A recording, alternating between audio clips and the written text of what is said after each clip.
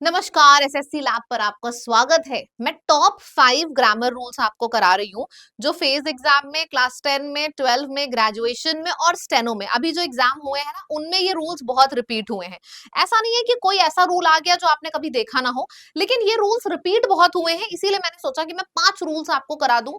फटाफट कोशिश करूंगी 10 मिनट में हो जाए। छोटा सा वीडियो है, एंड तक देखिएगा, आपको 100% फायदा होगा और ये रूल्स क्लास में ही याद हो जाएंगे। अब चलो क्लास शुरू करते हैं without time waste. English by Barkha ma'am, ये मेरा टेलीग्राम है, इसको ज्वाइन कर लो। मैं डेली प्रैक्टिस शीट दे रही हूँ, डेली क्विजेस दे रही हूँ, एब्सोल्युटली फ्री। तो इसको ज्वाइन कर लो ताकि प्रैक्टिस होती रहे। और क्विजेस में ना पोल होता है तो बहुत मजा आती है आंसर करने में। चलिए, टॉप 5 ग्रामर रूल्स हैं, एक एक करते हैं, एक एक करके सबको करते हैं जड़ से खत्म। ठीक, तो सबसे पहले रूल नंबर 1 मैं आपको लिख के समझाती हूँ, आपको बेहतर तरीके से समझ में आएगा। रूल नंबर 1 का एक शॉर्टकट है। देखो, ये इतनी बड़ी स्लाइड है, अब मैं इसको एक शॉर्टकट सिर्फ 3 शब्दों में रिड्यूस करूंगी। 3 शब्द क्या है? बॉट। 3 शब्द है बॉट, BOT, बॉट। बी का मतलब है बॉडी, ओ का मतलब है वन, और टी का मतलब है थिंग। ठीक है, अब आपके सेंटेंस में जितने भी मैं शब्द देख लिखने जा रही हूं, ये पूरी की पूरी लिस्ट, ये सिर्फ आपका ये बॉट से कंप्लीट हो जाएगी। बस शॉर्टकट याद रखना, बॉट, बी से बॉडी, ओ से वन और टी से थिंग। तो बॉडी क्या हो गया आपका? somebody, anybody, somebody, चल जा भाई, somebody, anybody, everybody, मेरे संग नोट करो, somebody, anybody, everybody, nobody, somebody, anybody, everybody, nobody। ठीक है, फिर वन में इन सबके संग वन लगा दो, someone, anyone, everyone, no one या none।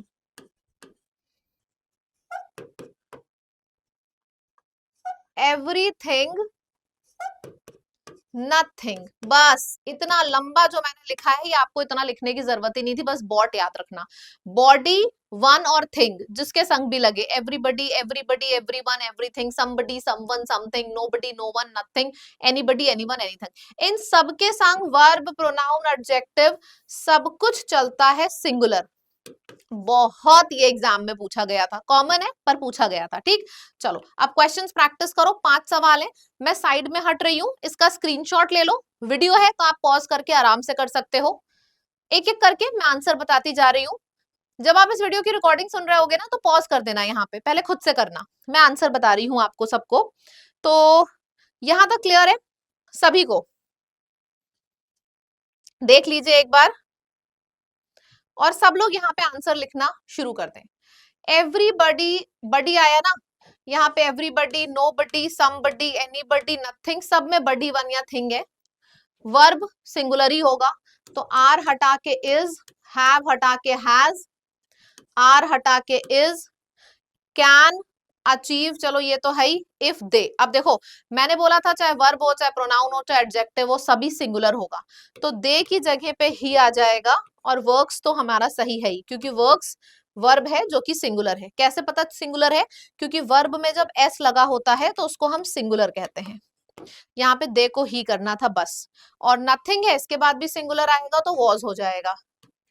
बस खत्म हो गया रूल 1। रूल 2 पे आते हैं, चलो। रूल 2 कहता है either or, neither nor, not only but also. कभी भी अगर either or, neither nor, not only but also, अगर इन तीनों में से कोई भी कंजंक्शन आपके सेंटेंस में आ रहा है, तो जो भी आपके सेंटेंस में, हम सीधे ध्यान देते हैं सेकंड सब्जेक्ट को। सेकंड सब्जेक्ट अगर सिंगुलर है तो वर्ब हो चाहे प्रोनाउन हो सिंगुलर हो जाएगा, और सेकंड सब्जेक्ट अगर प्लूरल है तो वर्ब हो चाहे प्रोनाउन हो वो प्लूरल हो जाएगा। बस इतना ही रूल है। सबसे पहले आपको कोई भी सेंटेंस दिया हो, आपको सिर्फ 3 कंजंक्शन चेक करने हैं। उस सेंटेंस में ईदर और, नीदर नॉर या नॉट ओनली बट ऑल्सो, इन तीनों में से कुछ आ रहा है कि नहीं। अगर आ रहा है तो दूसरी चीज आप ये चेक करोगे कि जो सेकंड सब्जेक्ट दिया है वो सिंगुलर है कि प्लूरल। फर्स्ट सब्जेक्ट से हमें कोई मतलब नहीं होता है, देखना भी मत। सेकंड सब्जेक्ट अगर सिंगुलर है तो वर्ब और प्रोनाउन सिंगुलर, और सेकंड सब्जेक्ट अगर प्लूरल है तो वर्ब और प्रोनाउन प्लूरल। ठीक, चलो अब आ जाते हैं यहाँ पे। जैसे यहाँ पे एग्जाम्पल समझो, ईदर और लिखा था, हमें फर्स्ट सब्जेक्ट से कोई मतलब नहीं है, काट दो।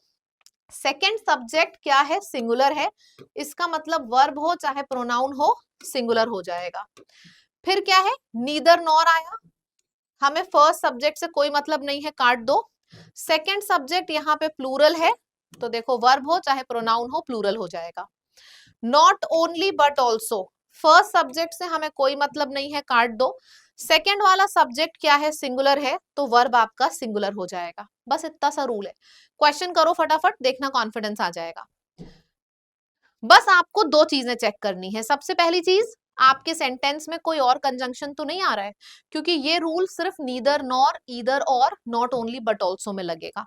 अब जैसे ये दोनों सेंटेंसेस हैं, नॉट ओनली बट ऑल्सो आया, हमें फर्स्ट सब्जेक्ट से मतलब नहीं है, काट दो। सेकेंड सब्जेक्ट स्टूडेंट है, सिंगुलर है, यानी कि वर्ब आपका सिंगुलर हो जाएगा। फिर से ईदर और दिया है, फर्स्ट सब्जेक्ट से मतलब नहीं है, काट दो। सेकेंड सब्जेक्ट आपका प्लूरल हो जाएगा। सेकेंड सब्जेक्ट के हिसाब से वर्ब लगता है, तो वर्ब यहाँ आपका प्लूरल आएगा, यानी कि आर। बस यही रूल था। एक बड़ा क्वेश्चन भी कर लो, ताकि आपके दिमाग में ये ना रहे कि अगर बड़ा सवाल आ गया तो हम क्या करेंगे। करो इसको जल्दी से। I have bought two flats in Andheri Mumbai, but shockingly neither of them are well decorated. अच्छा, यहाँ पे neither of का केस है, तो neither of के केस में हम क्या करेंगे। देखो neither of का केस आपका डिफरेंट है, लेकिन यहाँ पे भी आपको मैं एक हिंट दे के बता दूं, neither of them are यहाँ पे भी सिंगुलर ही आता है, पर अभी हम केस neither nor का कर रहे थे, तो ये आप हटा सकते हो। अच्छा, अब ये दो क्वेश्चन हैं, दोनों सेम है जो मैंने कराए हैं, neither nor और either or वाले। ये दोनों क्वेश्चन का होमवर्क जरूर करना, क्योंकि मैं कमेंट सेक्शन चेक करूंगी। ठीक है, देखो मुझे अच्छा तभी लगेगा ना जब मैं पढ़ा रही हूँ और आप तुरंत तुरंत उसमें इंटरैक्टिव बना रहे हो, उसको मैं बोल रही हूँ आंसर करने को, आप आंसर कर रहे हो, तो सब लोग इसमें कमेंट करना। ठीक है, अब रूल नंबर 3 पे आते हैं। रूल नंबर 3 में इतने ढेर सारे कंजंक्शन आ गए यार, पिछले वाली लिस्ट तो छोटी थी, ईदर और, नीदर नॉर, और nor, not only but also, छोटी सी लिस्ट थी, याद हो गई। अब ये लिस्ट इतनी लंबी नहीं है, और भी लंबी लिस्ट है, ये मैंने लिखे सिर्फ छोटे हैं, अब ये कैसे याद होगी बताओ। चलो मैं आपको एक ट्रिक बताती हूँ, तो एक बहुत ही बेसिक सी ट्रिक बता रही हूँ। कभी भी आपके सेंटेंस में, कभी भी आपको एग्जाम में सेंटेंस मिले, तो आपको ये लिस्ट याद ही नहीं करनी है। ट्रिक सुनना, आपको ये लिस्ट याद ही नहीं करनी है, आपको सिर्फ सेंटेंस में चेक करना है कि either or, neither nor, not only but also, इन तीनों में से कुछ आ रहा है कि नहीं। क्योंकि अगर इन तीनों में से कुछ आएगा तो सिंपल है, आप सेकंड सब्जेक्ट देखोगे, है ना, और सेकंड सब्जेक्ट अगर सिंगुलर है तो वर्ब और प्रोनाउन सिंगुलर, और सेकंड सब्जेक्ट अगर प्लूरल है तो वर्ब और प्रोनाउन प्लूरल। आप ये करोगे, और अगर सेंटेंस में इस लिस्ट का वर्ड नहीं आ रहा है, तो आपको ये लिस्ट नहीं याद करनी है। उस केस में आपको दिमाग में बस ये रखना है कि उस केस में हम सेकंड सब्जेक्ट नहीं, उस केस में हम फर्स्ट सब्जेक्ट देखेंगे बस। फर्स्ट सब्जेक्ट अगर सिंगुलर है तो वर्ब और प्रोनाउन सिंगुलर, और फर्स्ट सब्जेक्ट अगर प्लूरल है तो वर्ब और प्रोनाउन प्लूरल। तो बताओ, ये तो कॉमन सेंस है ना, क्या हमको ये लिस्ट याद करने की जरूरत पड़ी? बिल्कुल जरूरत नहीं पड़ी। एग्जाम में सेंटेंस आएगा, सेंटेंस में अगर ईदर और नीदर नॉर लिखा है, हम सेकंड सब्जेक्ट देख लेंगे, और अगर वो नहीं लिखा है हम फर्स्ट सब्जेक्ट देख लेंगे, बिना इसको याद किए। चलो एक एग्जांपल करके दिखाओ। जैसे ये है, अब यहाँ पे अलोंग विद आया था, तो सबसे पहले हमने सोचा कि यार सेंटेंस में either or, neither nor, not only but also तो आया नहीं है, मतलब हम सेकेंड सब्जेक्ट देखेंगे नहीं, मतलब हम फर्स्ट सब्जेक्ट देखेंगे। तो रोहित के हिसाब से वर्ब लगेगा तो सिंगुलर हो जाएगा। फिर अनलाइक आया है, अनलाइक भी याद करने की जरूरत नहीं, कोई याद करने की जरूरत नहीं, बस तीन याद रखो, इधर और, neither nor, not only but also. अगर ये आया है तो सेकंड सब्जेक्ट, नहीं आया है तो first subject. First subject child है, वर्ब सिंगुलर हो जाएगा। अब दो क्वेश्चंस खुद से करिए तो कॉन्फिडेंस आ जाएगा। करें इसको। The principal accompanied by the teacher, accompanied by अब यहाँ पे बिल्कुल भी क्लियर है ये? चलो अब यहाँ पे आपके सेंटेंस में अकम्पनीड बाय आया है, ईदर और नीदर नॉर होता तो हम सेकंड सब्जेक्ट देखते, नहीं है तो हम फर्स्ट सब्जेक्ट देखेंगे, प्रिंसिपल। फर्स्ट सब्जेक्ट सिंगुलर है तो वर्ब भी सिंगुलर हो जाएगा। सिमिलरली यहाँ पे नॉट आया है, नॉर नहीं आया। नॉर आया तो सेकंड सब्जेक्ट देखते, नॉट आया है तो फर्स्ट सब्जेक्ट देखेंगे, चाइल्ड के हिसाब से लगेगा तो सिंगुलर हो जाएगा। अब रूल नंबर 4 पे आते हैं। क्लियर होता चल रहा है? ये सब बहुत पूछा गया था। तो रूल नंबर 4 है सिंपल पास्ट टेंस का, बहुत सिंपल सा रूल है। कभी भी आपके सेंटेंस में अगर कोई भी फ्रेज है जो टाइम से ओवर हो रहा है, टाइम शब्द से, it is time, this is time, it is high time, it is about time, it is good time, it is bad time, it is right time, it is appropriate time। तो कोई भी phrase अगर आपके exam में आया है जो कि टाइम से ओवर हो रहा है, तो आप ये देखना कि इसके बाद में सब्जेक्ट आया है अगर, तो वर्ब का सेकंड फॉर्म लगेगा हमेशा, मेन वर्ब का सेकंड फॉर्म। आपके एग्जाम में आपको कंफ्यूज करने के लिए शुड, कुड, वर ये सब दे दिया जाता है, पर ये सब कुछ नहीं लगेगा।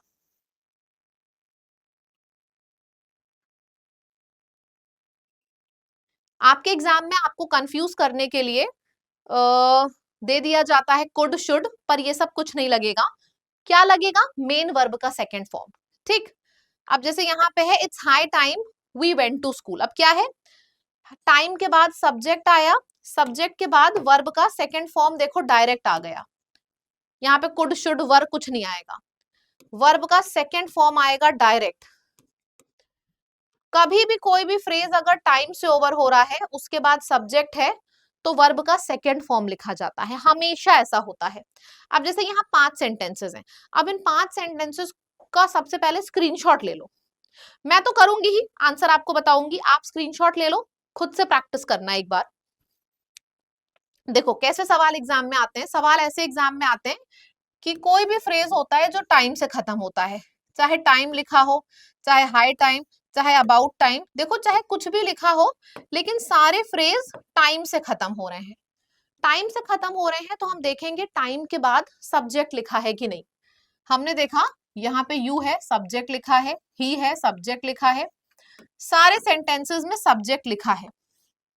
अगर सब्जेक्ट नहीं लिखा होता तो ये रूल ना लगता, सब्जेक्ट आना जरूरी है टाइम के बाद। अब सब्जेक्ट आ गया है, सब्जेक्ट आ गया है, इसका मतलब आपके सेंटेंस में अब क्या आएगा? वर्ब का सेकंड फॉर्म। तो हमने यहाँ पे वर्ब का सेकंड फॉर्म लिख दिया, तो फिनिश नहीं होगा, यहाँ पे फिनिश्ड होगा। यहाँ पे क्या लिखा है? टेक, टेक नहीं होगा, यहाँ पे टेकन होगा, और सॉरी टुक, वर्ब का सेकंड फॉर्म है ना, टुक होगा। स्टार्ट नहीं होगा, स्टार्टेड होगा। गो नहीं होगा, वेंट होगा। कभी भी गलती से वर्ब का थर्ड फॉर्म मत लिख देना, वर्ब का सेकंड फॉर्म लिखा जाता है, इसी वजह से गॉन नहीं आया है, वेंट आया है। टेक्स नहीं होगा, टुक होगा। ठीक है, तो आपको बस ये चेक करना है कि टाइम से रिलेटेड आपके एग्जाम में कोई फ्रेज दिया होगा, उसके बाद सब्जेक्ट आ रहा होगा और वर्ब का सेकंड फॉर्म लिखा जाएगा, एग्जाम में पूछा गया था। एक और सवाल है, रूल नंबर 5, लास्ट रूल। कभी भी सेंटेंस में आ नंबर और आ नंबर ऑफ या द नंबर ऑफ आए तो कंफ्यूज मत होना। अ नंबर ऑफ के बाद वर्ब हमेशा प्लूरल रहता है और द नंबर ऑफ के बाद वर्ब हमेशा सिंगुलर रहता है। वर्ब की बात हो रही है क्योंकि नाउन तो प्लूरल ही रहता है दोनों केस में। ठीक है, लेकिन ये याद नहीं होता, ये कंफ्यूजिंग है, तो इसके लिए मैं फिर से एक ट्रिक बताती हूँ, समझो। अ कहाँ लगता है, द कहाँ लगता है? यार द हम लगाते हैं उन चीजों के लिए जो यूनिक है, स्पेसिफिक है। कहते हैं ना यार द लगेगा यूनिक चीजों के लिए, स्पेसिफिक चीजों के लिए। अगर हर मोहल्ले में दुकानें खुली हैं, हम आप आ लगा सकते हो, लेकिन the World Health Organization, United Nation, मतलब समझ रहे हो, द लगता है स्पेसिफिक चीजों के लिए जो यूनिक है। अब यूनिक है मतलब सिंगुलर है, तो द के लिए इसीलिए वर्ब सिंगुलर आएगा, और अ जनरल चीजों के लिए लगता है तो अ के लिए जनरल वर्ब प्लूरल हो गया। बस इतनी सी ट्रिक थी। देखिएगा, अब जैसे यहाँ पे अ नंबर ऑफ आया, हमें याद है यार अ तो जनरल के लिए यूज होता है, मतलब वर्ब प्लूरल होगा, तो यहाँ पे अ आ गया। द स्पेसिफिक और यूनिक चीजों के लिए यूज होता है, तो यहाँ पे इज आ गया। ठीक, चलिए जी, 2 सेंटेंसेस हैं, 2 सेंटेंसेस को जल्दी से करें। The number of students dash 60 a number of students. देखो स्टूडेंट्स तो दोनों में प्लूरल है, हमें इससे फर्क नहीं पड़ता, हम सीधे द और अ को देखते हैं। द है तो वर्ब सिंगुलर और अ है तो वर्ब प्लूरल।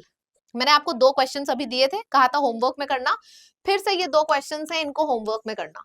तो ये 5 रूल आपके खत्म होते हैं। मैं कमेंट में देखूंगी कि आप लोग होमवर्क कर रहे हो कि नहीं। ऑल्सो ये बहुत इंपॉर्टेंट सेशंस हैं जो मैं ले रही हूँ।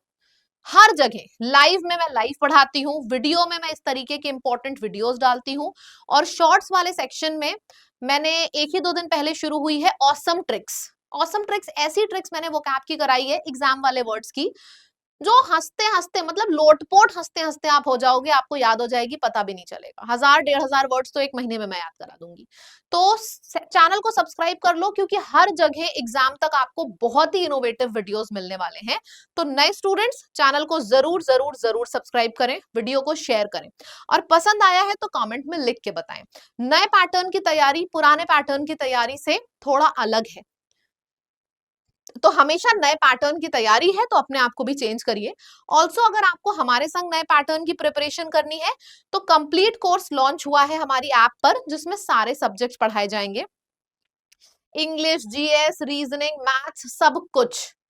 देखो हर में पैटर्न चेंज हुआ है। रीजनिंग में बड़े बड़े क्वेश्चंस आने लगे, बच्चे देख के हालत खराब हो गई थी। मैथ्स में ऐसे ऐसे टॉपिक आने लगे जो कभी आते ही नहीं थे। जीएस में लंबे लंबे सेंटेंसेस वाली जीएस आने लगी। इंग्लिश तो आप देख ही चुके हो कि इंग्लिश का 70% पेपर कवर हो गया था वॉइस नरेशन आरसी से, और वॉइस नरेशन ऐसे पूछे गए जो 3 3 लाइन के थे। तो पैटर्न चेंज हुआ है, नए पैटर्न पे तैयारी करिए। हमारे संग करनी है तो ऐप पर ये न्यू पैटर्न कोर्स है, आप इसको ज्वाइन कर सकते हो। आपको ऐप पे जाना है लाइव कोर्स पे, वहां पे दिख जाएगा न्यू पैटर्न एसएससी 2025-26 का कोर्स है। परचेज करने के टाइम पे इस कोड को लिख दीजिएगा लैब, तो आपको डिस्काउंट मिल जाएगा। जितना डिस्काउंट दिख रहा होगा ना आप पे, उससे भी ज्यादा मिल जाता है इस कोड का इस्तेमाल करने पे। That's it. तो ये सारी इंफॉर्मेशन है। वीडियो अच्छा लगा तो जरूर शेयर करिएगा, और भी इंटरेस्टिंग वीडियोस आप लोगों को इसी टाइप के चाहिए, जो भी आपको चाहिए कमेंट में लिख के बताना, हम उसी तरीके के वीडियोस आपको देंगे। Thank you so much, bye bye.